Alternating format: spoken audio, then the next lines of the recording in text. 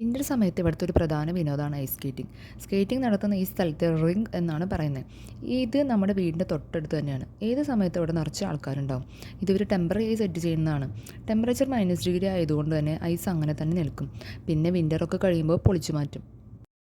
Ticket വെച്ചിട്ടുള്ളൊരു പരിപാടിയാണിത്. Skating shoes വേണമെങ്കിൽ extra പൈസ കൊടുത്ത് ഇവിടെ തന്നെ കിട്ടും. സാധാരണ സ്കേറ്റിംഗ് ഷൂസ് പോലെയല്ല, ഇതിൻ്റെ അടിയിൽ ബ്ലേഡ് പോലെയാണ്.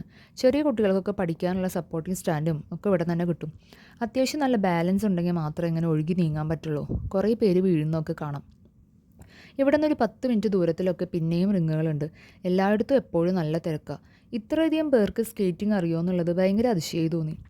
ആ രണ്ട് ജാക്കറ്റ് ഇട്ട ചേട്ടൻ വന്നപ്പോൾ തൊട്ട് ഇങ്ങനെയാണ്. ഐസ് സ്കേറ്റിംഗ് ഒരു സ്പോർട്സ് ഐറ്റം കൂടിയാണ്. അയാളൊരു പ്രൊഫഷണൽ ആണെന്ന് തോന്നണേ. മ്യൂസിക്കൊക്കെ വെച്ചിട്ട് ആളിങ്ങനെ ഒഴുകി നീങ്ങുകയാണ്. അയാളെ നന്നായി എൻജോയ് ചെയ്യുന്നുണ്ട്. വിൻ്ററിൽ ഔട്ട്ഡോർ എക്സസൈസ് ഒന്നും ചെയ്യാൻ അത്ര പറ്റാത്തതുകൊണ്ട് ചിലരിത് എക്സസൈസിന് വേണ്ടിയും ചെയ്യാറുണ്ട്. എല്ലാ പ്രായക്കാരും ഇവിടെ സ്കേറ്റ് ചെയ്യുന്നുണ്ട്. 3 വയസ്സൊക്കെ തൊട്ടുള്ള കുട്ടികളെ ഇങ്ങനെ സ്കേറ്റ് ചെയ്യണ കാണുമ്പോൾ നമുക്ക് അതിശയം തോന്നും. നല്ല പ്രാക്ടീസ് ഇല്ലാതെ ഇത് ചെയ്യാൻ പറ്റില്ല. നമ്മുടെ അവിടെ സ്കേറ്റിംഗ് പഠിപ്പിക്കുന്ന പോലെ ഇവിടെ സ്കൂൾസിലൊക്കെ ചിലപ്പോൾ ഇത് പഠിപ്പിക്കുന്നുണ്ടാവും. ഒരമ്മ അതേ കുട്ടീനെ സ്കേറ്റിംഗ് പഠിപ്പിക്കുകയാണ്. ഞാൻ ഈ തണുപ്പത്ത് വീട്ടിൽ കിടന്ന് ഉറങ്ങിക്കോളില്ലേ അമ്മേ.